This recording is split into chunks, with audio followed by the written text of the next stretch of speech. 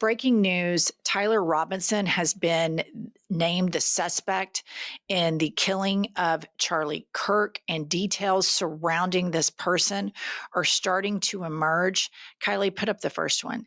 Tyler Robinson and his family don't look like trans liberals to me. Tyler's family is registered Republicans. His father is a minister and former law enforcement. They have family members in the military. Oh, and Tyler's parents introduced him to weapons at an early age. Kylie, put up these photos individually. Here he is with his father, and you notice his father has on kind of that Patriot MAGA coded style merch. Um, and here he is, was raised in gun culture, shooting guns. So we knew that the person who shot Kirk would have to have experience. Here he is as a very small child with an assault rifle. This has sadly become a huge part of American culture where kids, here he is sitting down with a huge weapon. So this fits not the profile of a radical leftist, because we don't go to gun shows and take photographs with weapons. This sadly is what always comes out about these right-wing extremists. Gun culture is a huge part of it. Loneliness, radicalization online. The pumps, what did you say? The Utah governor, all this is breaking very quickly. The Associated Press is reporting what, Pumps? That that Tyler Robinson had become radicalized and got into politics recently and did not believe what Charlie Kirk believed, but it doesn't go into specifics. Okay. And then here's what we know about the shooter. Call to Activism is reporting Tyler Robinson of Utah. His father is a retired sheriff. They're Mormon. They're white. He was raised with guns and shooting, and he wore a Trump costume for Halloween. And you see these same photographs again, him with his dad, and his dad with that kind of patriotic black and white American flag, all that MAGA coded hyper masculinity style merch.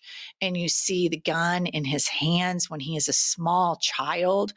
And then next up, is that within the MAGA movement, if somebody steps out of line, they start to intercannibalize. And 2 days before the murder of Charlie Kirk, Laura Loomer was calling out Charlie Kirk online in a since deleted tweet. She tweeted that Charlie Kirk had stabbed Trump in the back and didn't have Trump's back and all of this other stuff. She since deleted it. Now she's gone on that she's going to make a list of all the leftists and liberals and Democrats that she thinks contributed to Charlie Kirk's murder. And in fact, what contributed to it is a Republican family that teaches their children about guns at a very young age. And sadly, this has become such a part of right-wing American culture. And I want to say that this makes me sad. This makes me sad for that family, makes me sad for that kid, because our politicians have never, ever responded to gun violence. We've had presidents shot. Charlie Kirk has been shot. Hide and watch. What they're going to do after this is they're going to continue on the same path they always continue upon, which is more guns, more accessible all the time. In Oklahoma, where we live, they have vending machines with ammo in them in 7-Elevens and other type convenience store. I'm not sure if it's a 7-Eleven. I don't want to get that wrong, but like convenience stores, there are ammo vending machines. Billy Baldwin points out this on Twitter. He's not black. Charlie Kirk's killer, Tyler Robinson, he's not black. He's not trans. He's not Muslim. He's not an immigrant. He is not a Democrat. Meet Charlie Kirk's assassin, Tyler Robinson. He is a white, Christian, conservative, Republican male with a gun again. And statistically, when all of this was going on, when Fox News started declaring war, when Jesse Waters and Laura Ingraham, which recklessly tried to rile up their base that somehow the left was in charge of this, statistically, I knew that this was probably a white male, as all shooters are. And this seems to be MAGA grown terrorism. MAGA is a culture that embraces unrestricted access to guns. at all times. They want guns to have more rights than women. This is the don't tread on me crowd. This is the crowd that if anybody steps out of line to their dear leader, they get death threats, even within their own party. You can go no further than to ask Mitt Romney or John McCain before he died of a brain tumor. This is what happens to anybody who steps out of line with the cult leader. But Fox News and these right-wing influencers would have you believe that people like us that want people to have health care, that want a safe place for Charlie Kirk to have gone and done his job. I wanted Charlie Kirk to be able to go do what he wanted to do, even though I disagree with all of the hateful shit that he says. The world that I want to live in is a place where Charlie Kirk is not shot. And so what they've done, what Fox News and all of these right-wing influencers putting targets on so many liberals' backs, they've started a whole website about Charlie's murderers and listing people online and doxing them. And this is a homegrown problem. Donald Trump has the most divisive rhetoric that I've ever heard in my life. I've never heard American presidents speak out against their own citizens. And while all this was going on, these right-wing influencers were riling up, and Fox News was riling up the base and saying it's all these leftists. The Utah governor also revealed that there's a huge bot farm of Chinese and Russian bots that were in the algorithms owned by all of Trump's supporters. Utah Governor Spencer Cox said Russian and Chinese bots are stoking violence online in the wake of Charlie Kirk's assassination. So when Donald Trump found out that Charlie Kirk had been assassinated, executed, killed in cold blood, he was meeting with architects about his ballroom.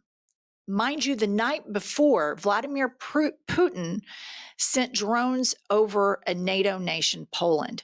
One would think that an American president would have been in the Situation Room the next day, but he was meeting with architects for a vanity project that he has. This is a very serious time. We do not have serious people in charge that care about cleaning up their own political party. And they attack anybody who steps out of line against Donald Trump.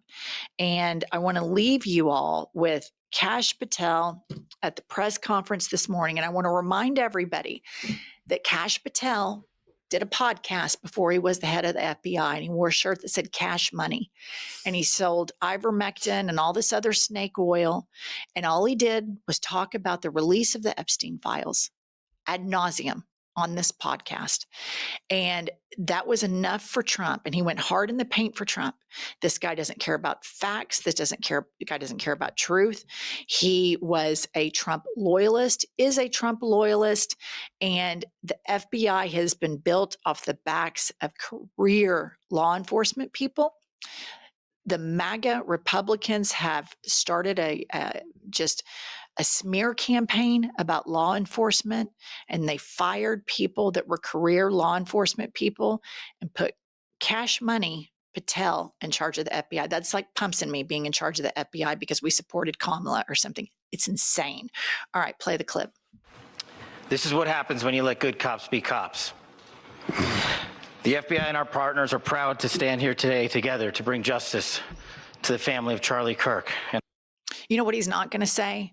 What he's not going to say is what a objective FBI official would say is we have a problem with domestic terrorism and we have a gun problem and we are getting less and less safe. Children shouldn't be at gun shows holding assault rifles at a young age because then at some point they spend some time online and they get radicalized and they go shoot people in cold blood. This is not a civil society. This is a homegrown, MAGA-grown incident, and we were wrong. Everybody was wrong that is trying to rile people up about this.